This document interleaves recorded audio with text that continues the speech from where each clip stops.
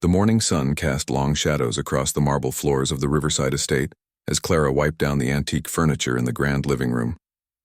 She had been working here for 3 years now, and every day felt the same. Wake up at 6, clean the enormous house, prepare meals that the owner rarely ate, and go to bed in her small room above the garage. But Clara didn't mind the routine. The job paid well enough for her to send money home to her mother, and the house was peaceful when she was alone.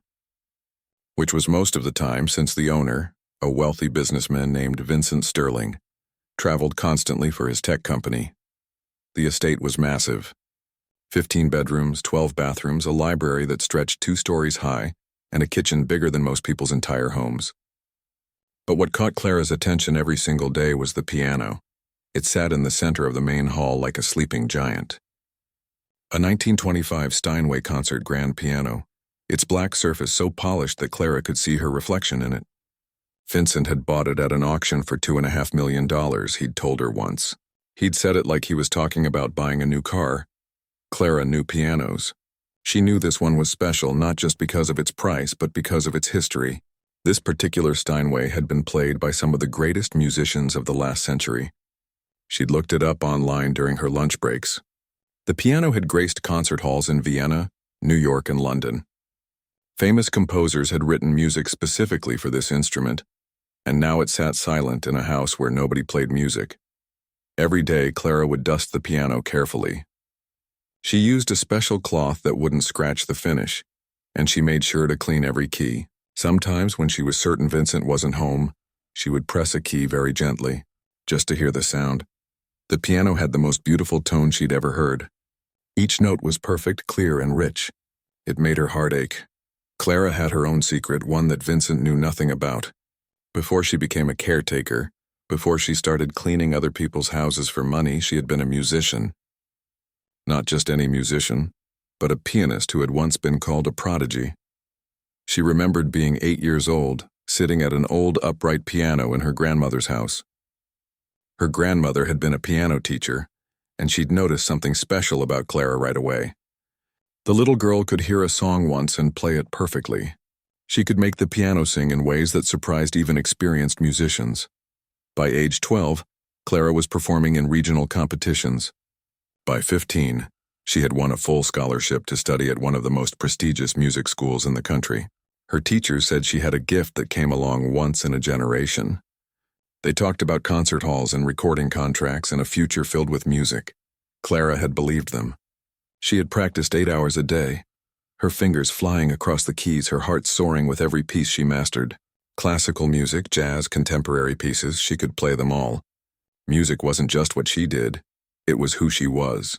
But life had other plans.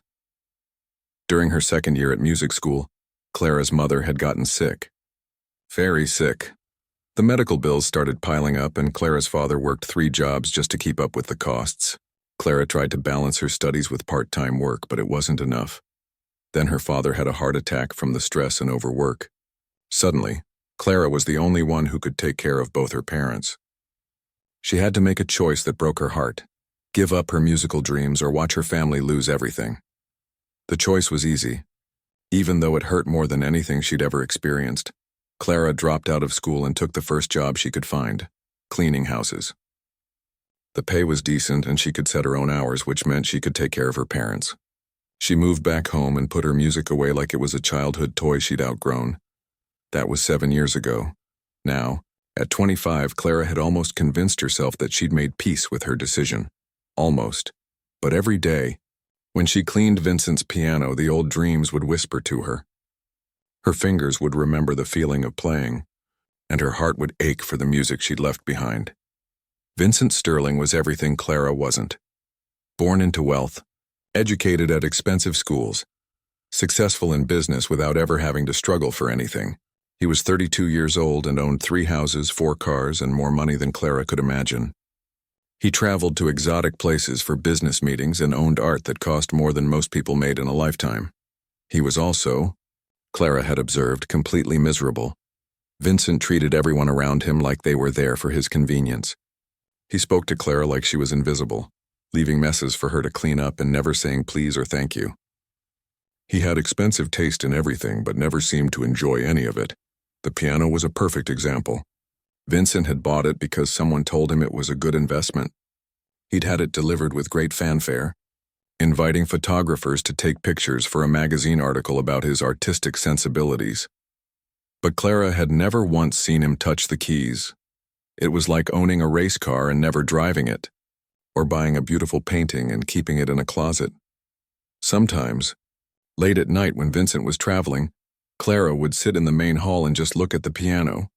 She would imagine what it would feel like to play it, to hear her music fill this enormous space. She would think about the concerts she might have given, the audiences who might have been moved by her playing, but those were just dreams now. One evening, while Clara was preparing dinner, she heard Vincent on the phone in his office. His voice carried through the house and she couldn't help but overhear parts of his conversation. The piano? Oh yes, it's magnificent. Cost me a fortune, but it's worth every penny. I play it all the time. Clara nearly dropped the plate she was washing. Vincent had never played the piano. She was certain of it. The bench hadn't been moved from its position since the day the piano was delivered. There were no sheet music books, no sign that anyone had ever sat down to play. But Vincent continued talking to whoever was on the phone, describing his musical abilities and how much he enjoyed entertaining guests with evening concerts. It was all lies. Clara felt a mix of anger and sadness wash over her. Here was this beautiful instrument, capable of creating the most incredible music, and Vincent was using it as nothing more than a conversation piece. He was lying about playing it, probably to impress someone. Meanwhile, Clara, who could make that piano sing like an angel, had to dust it quietly and pretend she didn't know what she was missing. That night, after Vincent had gone to bed, Clara found herself standing in front of the piano again. The moonlight streaming through the tall windows made the instrument glow like something magical. Clara looked around to make sure she was alone, then very carefully lifted the piano lid.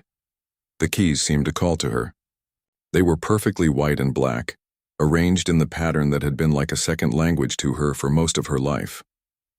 Clara's hands trembled as she held them just above the keys. She could play something very quietly, something soft that wouldn't wake Vincent, just one song to remember what it felt like. But Clara stopped herself. This wasn't her piano. This wasn't her life anymore. She was the caretaker, nothing more. She closed the lid gently and walked away. But as she climbed the stairs to her small room, Clara made a decision. She would start giving piano lessons again. There were probably children in the nearby town who wanted to learn, and Clara could use the extra money. She'd seen an old upright piano in the storage room above the garage. Vincent probably didn't even remember it was there. It wouldn't be the same as playing the Steinway, but it would be music again. And maybe, Clara thought as she fell asleep that night, that would be enough to fill the empty space in her heart where her dreams used to live.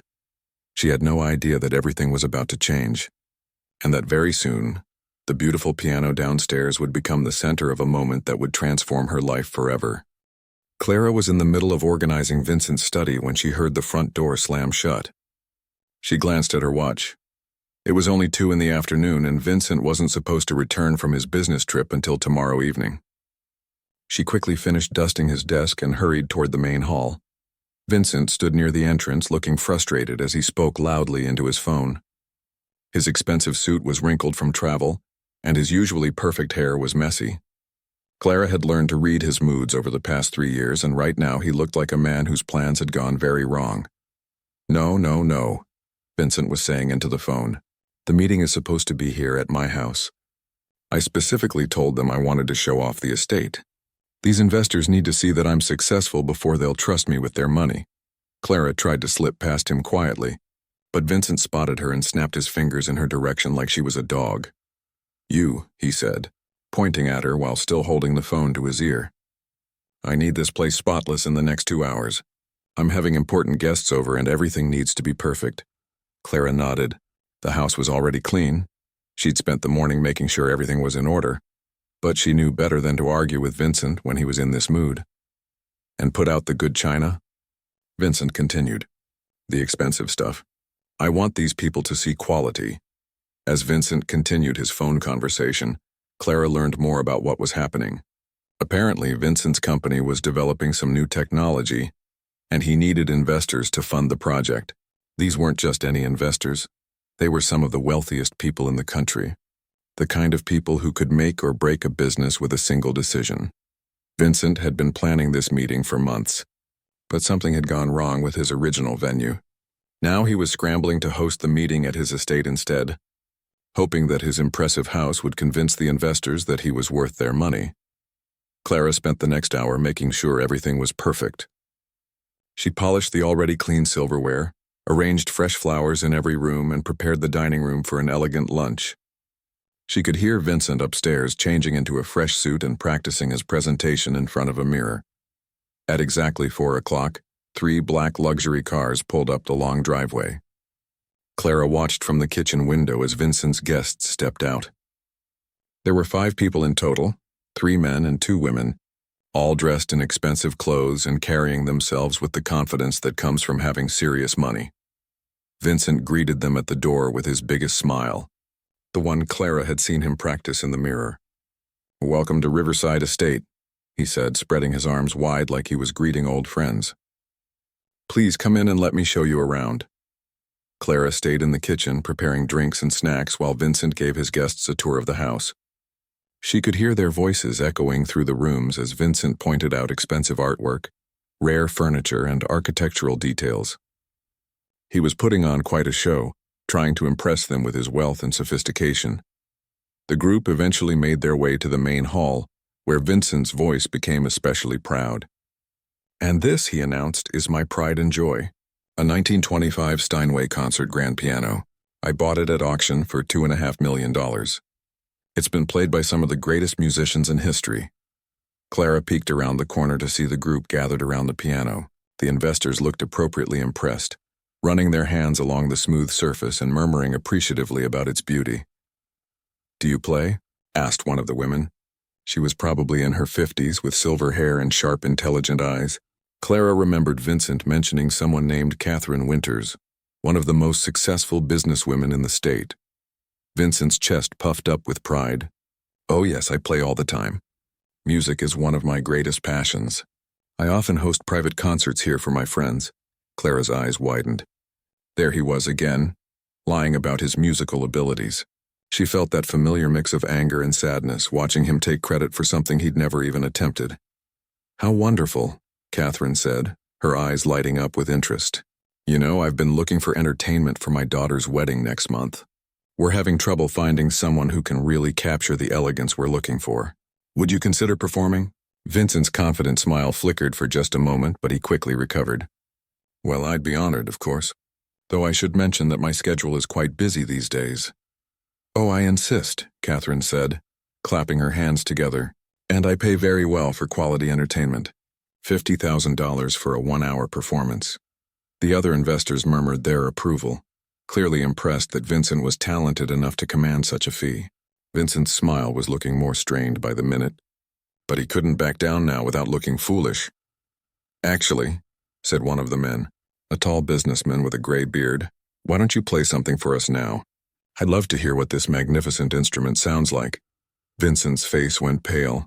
"Oh well, I wouldn't want to disturb the neighbors. You know how sound carries in these old houses." "Nonsense," Catherine laughed. "We're in the middle of nowhere out here, and besides, I'm sure your neighbors would love to hear beautiful music.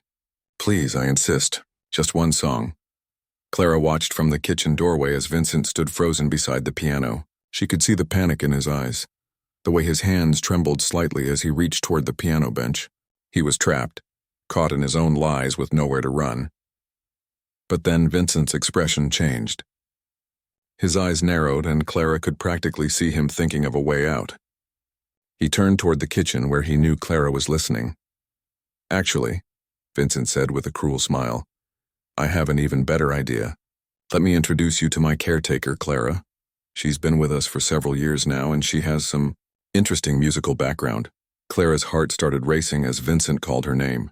She had no choice but to walk into the main hall, where 5 pairs of expensive eyes turned to look at her.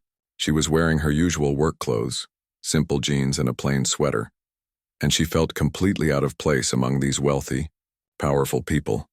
"Clara here used to study music," Vincent said, his voice dripping with condescension. "Didn't you, Clara?" Before you found your true calling as a house cleaner? Clara's cheeks burned with embarrassment. She could feel the investors looking at her with a mixture of confusion and pity. She wanted to disappear, to run back to the kitchen and pretend this wasn't happening, but Vincent wasn't done. His panic had turned into something nastier, a desire to humiliate someone else to make himself feel better. In fact, he continued, his voice getting louder and more mocking, I have a proposition for everyone. He walked over to stand beside Clara, towering over her with his height and expensive suit. If my caretaker here can play this piano well enough to perform at your daughter's wedding, Catherine, then I'll marry her myself. The room erupted in laughter. The investors thought it was hilarious. The idea of this wealthy businessman marrying his cleaning lady was like something out of a comedy movie. Even Catherine was laughing, though Clara noticed her eyes looked a bit uncomfortable with the joke. Oh, Vincent, Catherine said between laughs. You're terrible. The poor girl looks mortified. Vincent was enjoying himself now, feeding off the laughter and attention. I'm completely serious, he said, spreading his arms wide. If she can play well enough for your standards, Catherine, then clearly she's wasted as a caretaker. I'll have to promote her to wife. More laughter filled the room. Clara stood there, her face burning with shame and anger.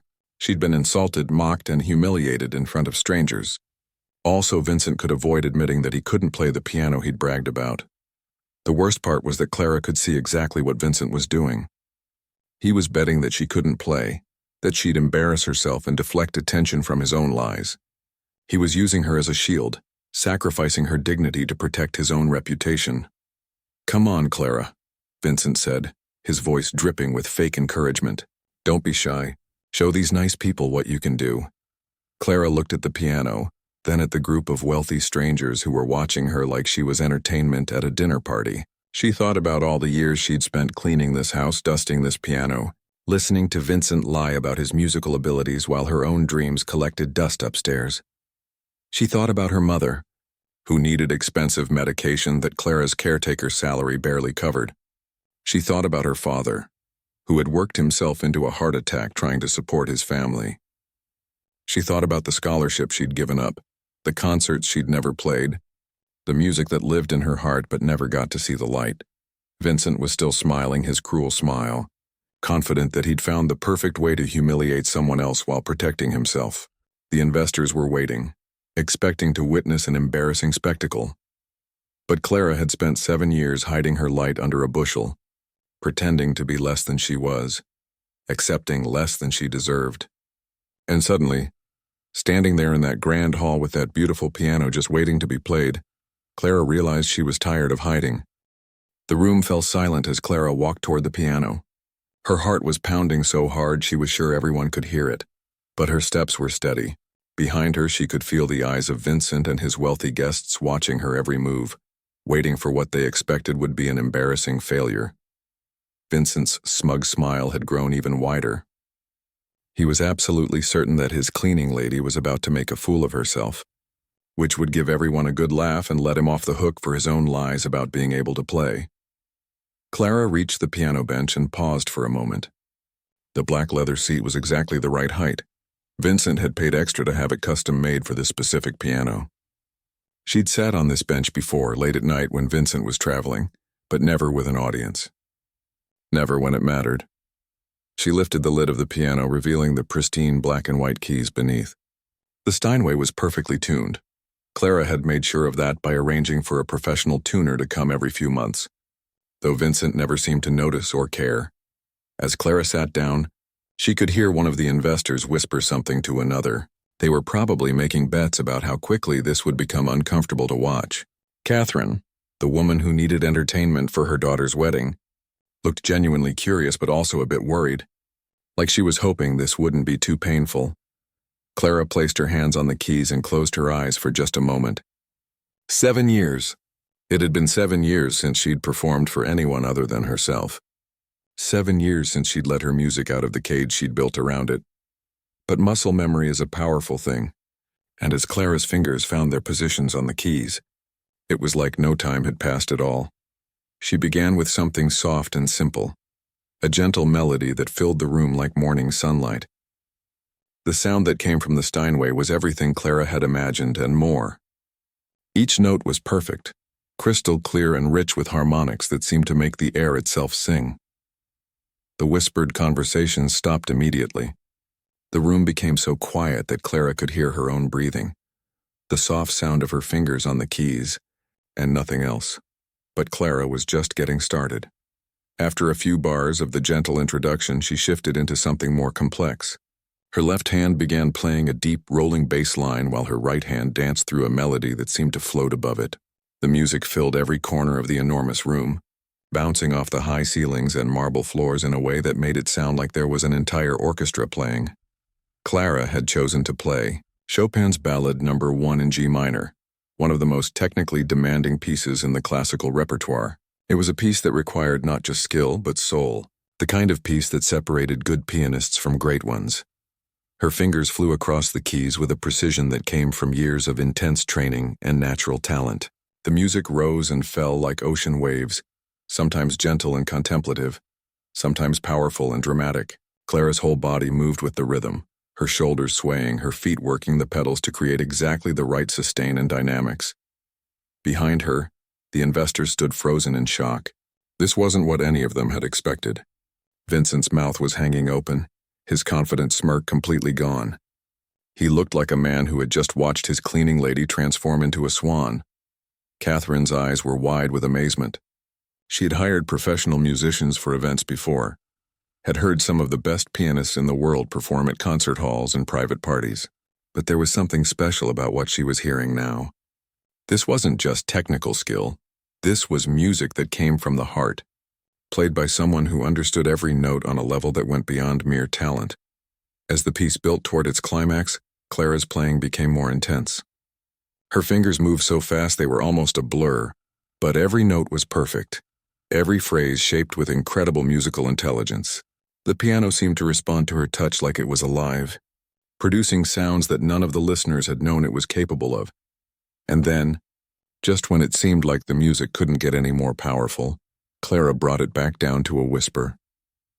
The final phrases of the ballade were played with such delicate beauty that several people in the room found themselves holding their breath, afraid that any sound might break the spell. When the last note faded away, the silence that followed was different from the silence that had come before. This wasn't the quiet of people waiting to be entertained. This was the silence of people who had just witnessed something extraordinary and needed a moment to process what they'd experienced. Catherine was the first to speak, and her voice was barely above a whisper. "My God," she said. That was incredible. But Clara wasn't finished. 7 years of stored-up music was pouring out of her, and she couldn't stop now even if she wanted to. Without pausing, she shifted into something completely different, a jazz piece that she'd learned years ago, but had never forgotten. Her hands found a rhythm that was completely different from the classical piece she'd just finished. This was jazz fusion, complex and sophisticated with harmonies that seemed to bend and stretch in impossible ways. Clara's left hand walked through bass lines that would have challenged a professional jazz bassist, while her right hand improvised melodies that seemed to come from somewhere beyond conscious thought. The contrast was stunning. One moment, Clara had been playing classical music with the precision of a concert hall performer. Now she was playing jazz with the soul of someone who had lived the music, felt it in her bones, made it part of her very being. Vincent's wealthy guests had gone from polite attention to genuine amazement to something approaching awe. They were witnessing something that money couldn't buy. Pure, undeniable talent combined with years of training and a lifetime of musical passion. Clara's jazz improvisation built and built, each phrase more complex than the last. She was showing off now, but not in a boastful way. She was simply letting her music out after years of keeping it locked away, and it was flowing out of her like water from a burst dam. She played with her eyes closed, completely lost in the music, her whole body moving with the rhythm. The piano seemed to be an extension of herself, responding to her every thought and feeling. Each note was exactly where it needed to be, each phrase perfectly shaped and balanced. The jazz piece flowed seamlessly into a classical crossover arrangement that Clara had written herself years ago, combining elements of Bach with modern harmonies. She had never played it for anyone before. It had been something she'd worked on late at night during her music school days, a piece that existed only in her private musical world. Now it filled Vincent's mansion with sounds that the expensive walls had never heard before. The music seemed to bring the house to life, making even the expensive artwork and rare furniture seem small in comparison to the beauty that was flowing from the piano. As Clara played, she forgot about Vincent's cruel words, forgot about the embarrassment she'd felt just minutes before, forgot about everything except the pure joy of making music with an instrument that was worthy of her talent. This was what she had been born to do, what she had trained for, what she had sacrificed everything to pursue before life forced her onto a different path. But now, for these precious minutes, she was back where she belonged. The music built to a final crescendo that seemed to shake the very foundations of the house. Clara's hands moved across the entire range of the keyboard, from the deepest bass notes to the highest treble, creating layers of sound that seemed impossible for one person to produce. And then, with a gentle retardando that brought the tempo down to almost nothing, Clara played the final chord. It was soft, beautiful, and perfect. A conclusion that seemed to wrap up everything that had come before and tie it together in a bow of pure musical satisfaction. When the sound finally faded away completely, the silence in the room was absolute. Clara opened her eyes and lifted her hands from the keys. For a moment, she had forgotten where she was, forgotten about her audience. She had been completely lost in the music, transported back to a time when playing piano was her whole world. Now, slowly, reality came flooding back. She was still wearing her work clothes, still sitting in Vincent's mansion, still the caretaker who had just been humiliated in front of strangers. But as she turned around to face the group, Clara saw that something had changed. The expressions on their faces were completely different from what they'd been just 20 minutes ago. These weren't people who had just watched an embarrassing spectacle. These were people who had just witnessed something extraordinary.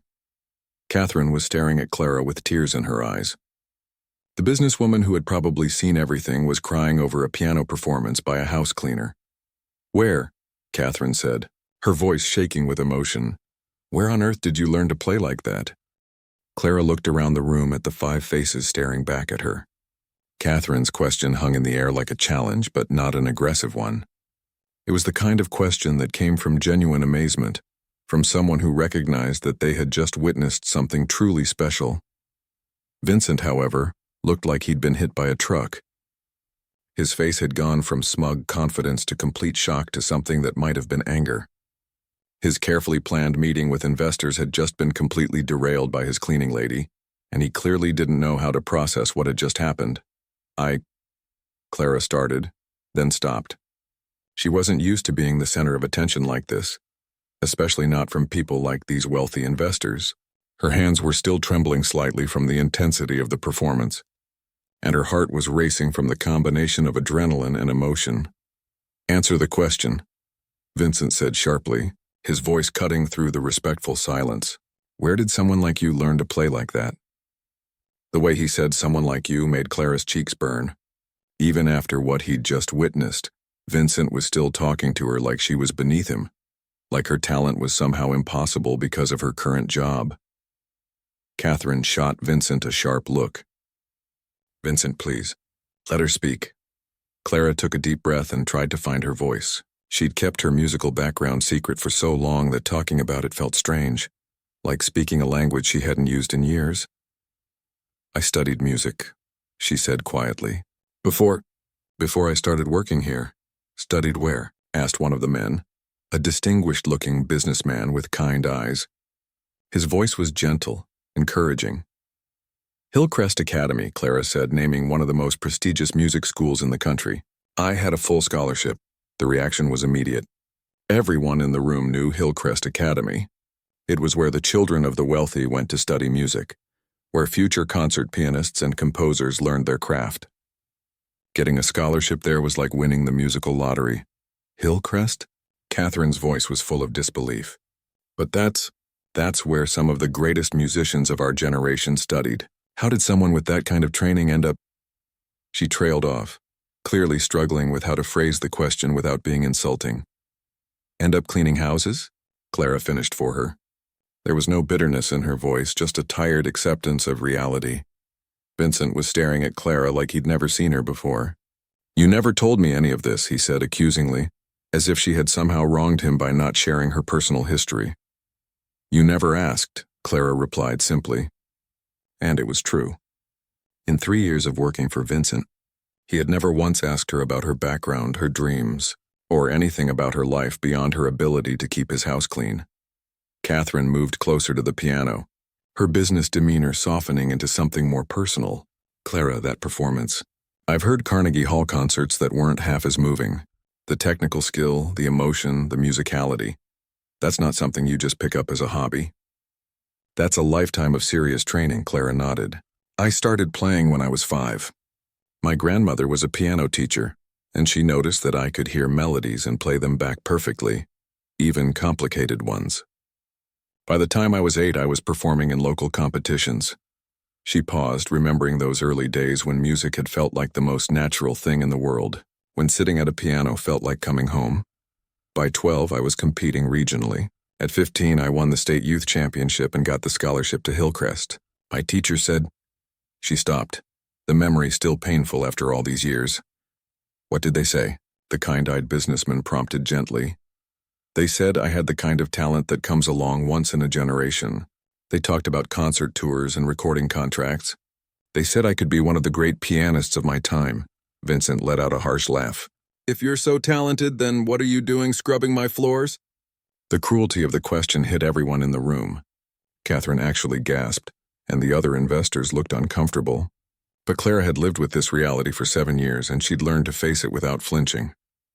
"I dropped out of school to take care of my parents," she said simply. "My mother got sick, really sick. The medical bills were enormous, and my father was working 3 jobs just to keep up. Then he had a heart attack from the stress." The room was completely silent now. Clara's voice was steady, but everyone could hear the pain underneath her calm words. "I tried to balance school with part-time work, but it wasn't enough. My parents needed me, and I couldn't afford the tuition even with the scholarship. So I made a choice." "You gave up your music career to take care of your family," Catherine said softly. It wasn't a question. Clara nodded. "The choice was easy, even though it broke my heart. My family needed me more than the world needed another pianist." "But that was 7 years ago," said one of the women investors. "Surely by now—" "My mother still needs expensive medication," Clara explained. "My father's health never fully recovered. This job pays well enough for me to help them and support myself. It's honest work, and it gives me the flexibility to be there when they need me." Vincent was staring at Clara like he was seeing her for the first time. 7 years, he said slowly. "You've been working for me for 3 years, and you never once mentioned that you could play piano. You watched me talk about this instrument, make up stories about my musical abilities, and you never said a word." "It wasn't my place," Clara said quietly. "You're my employer.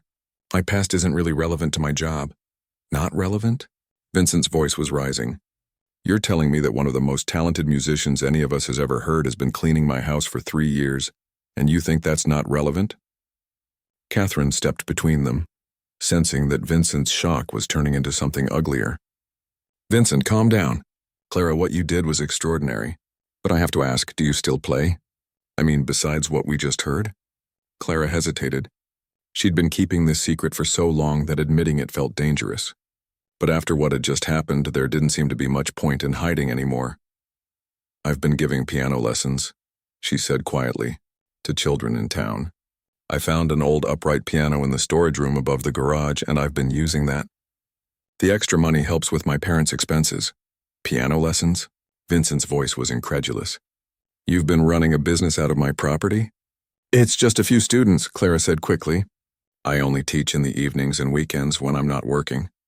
"I didn't think you'd mind. You never use that storage room." But Vincent's face was getting redder by the minute. "You didn't think I'd mind? You took it upon yourself to use my property for your own business without asking permission." "Vincent," Catherine said sharply, "stop it. The woman just gave the most incredible performance any of us have ever heard, and you're upset about a storage room?" But Vincent was beyond reason now. His carefully planned investor meeting had been completely derailed. His lies about his musical abilities had been exposed, and worst of all, his cleaning lady had just proven that she was more talented than he could ever hope to be. "Get out," he said, his voice cold and angry. Clara blinked in confusion. "I'm sorry? You're fired. Get out of my house." Pack your things and leave immediately. The room erupted in protest from the investors, but Vincent wasn't listening. His ego had been bruised beyond repair and he needed someone to blame. Clara stood up from the piano bench slowly, her legs unsteady. She had known this might happen. She had known that showing her true self could have consequences, but hearing the words still felt like a physical blow. "Vincent, you can't be serious," Catherine said, her voice full of disbelief. "I'm completely serious. Clara, you have 1 hour to pack your belongings and leave my property." Clara looked around the room one more time, at the beautiful piano that had given voice to her music for these few precious minutes, at the investors who were staring at Vincent like he'd lost his mind, at Catherine who looked like she wanted to say something but didn't know what. Then Clara did something that surprised everyone, including herself. She smiled. "You know what, Vincent?" she said, her voice stronger than it had been all afternoon. "You're right. I quit." She walked over to the small table where she'd left her apron earlier and picked it up. With deliberate calm, she folded it neatly and set it down on the piano bench.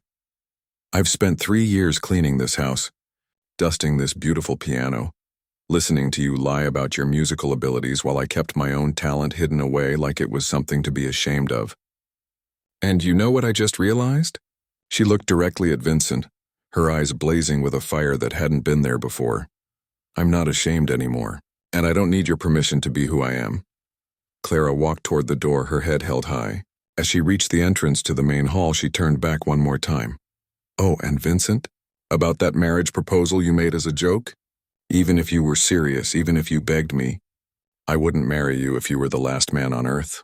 And with that, Clara walked out of the room, leaving behind 7 years of hiding and stepping into an uncertain but suddenly much brighter future. 6 months later, Clara stood in the wings of the Grand Metropolitan Concert Hall, her hands trembling with a familiar mixture of nerves and excitement.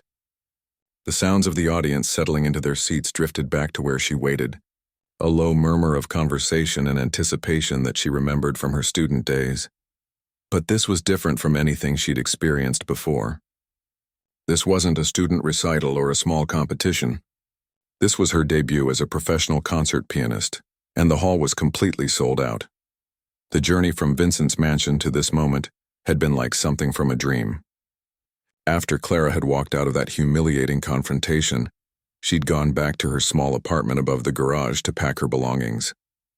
She had expected to spend the evening figuring out how to find a new job quickly enough to keep helping her parents. Instead, she'd found Catherine waiting for her. "Clara," Catherine had said, her voice urgent with excitement, "we need to talk." What followed was a conversation that changed Clara's life forever. Catherine, it turned out, wasn't just a wealthy investor. She was the founder and director of the Harmony Foundation, one of the most prestigious arts organizations in the country. The foundation discovered and supported emerging artists, providing them with everything they needed to launch successful careers. "What I heard in there today," Catherine had said, gesturing toward the main house, "that wasn't just talent. That was genius. Pure, undeniable musical genius combined with years of serious training. Clara, you could be one of the great pianists of our time." At first, Clara had been too shocked to respond. After 7 years of believing that her musical dreams were over, the idea that they might be possible again seemed too good to be true. But Catherine had been serious. Deadly serious. Within a week, Clara had signed with the Harmony Foundation. Catherine had arranged for her to audition with some of the most respected music directors in the country, and every single one of them had been blown away by her performance. "Where have you been hiding?" one of them had asked after Clara finished playing. "Musicians with your level of skill don't just appear out of nowhere." The story of Clara's background had fascinated everyone in the classical music world. A former prodigy who had given up her dreams to care for her family, working as a house cleaner while her extraordinary talent lay dormant. It was the kind of story that captured people's imagination. But Clara quickly learned that while her background made for good newspaper articles, it was her music that mattered. And after 7 years away from the concert stage, she had a lot of work to do.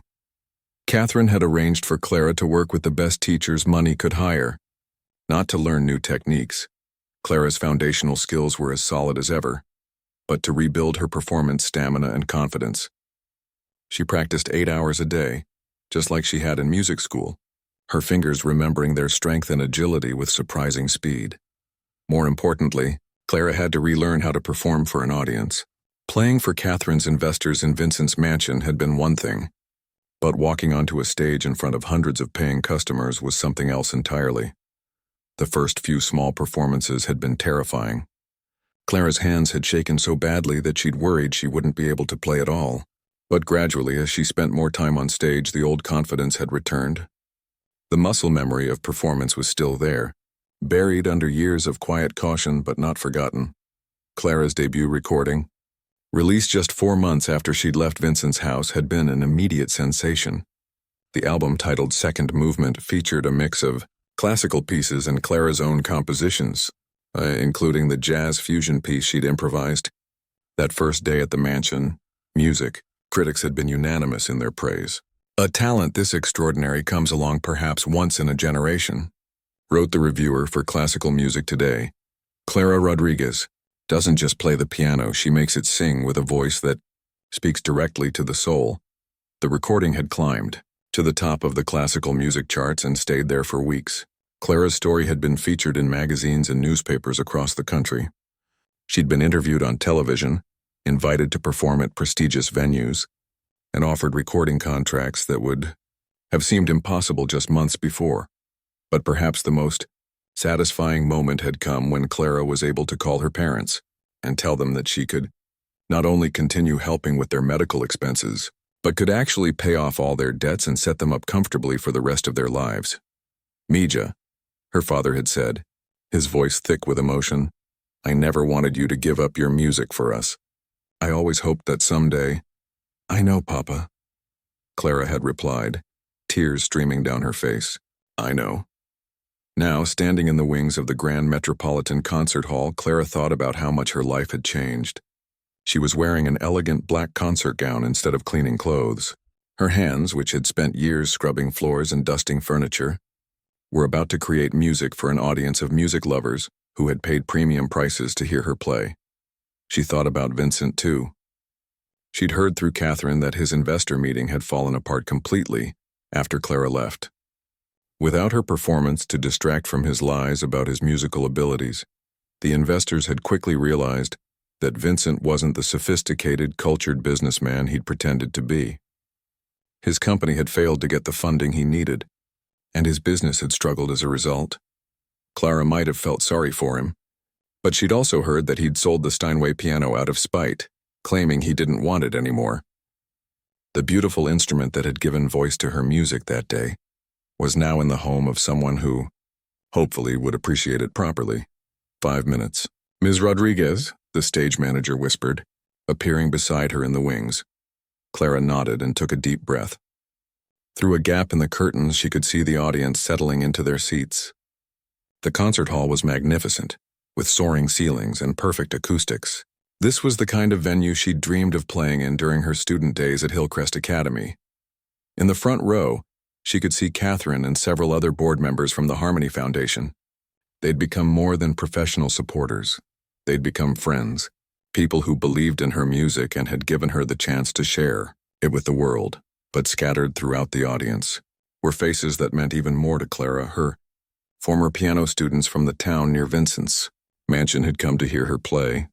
The children she'd been teaching in that storage room above the garage were now sitting in one of the most prestigious concert halls in the country, watching their teacher live her dreams.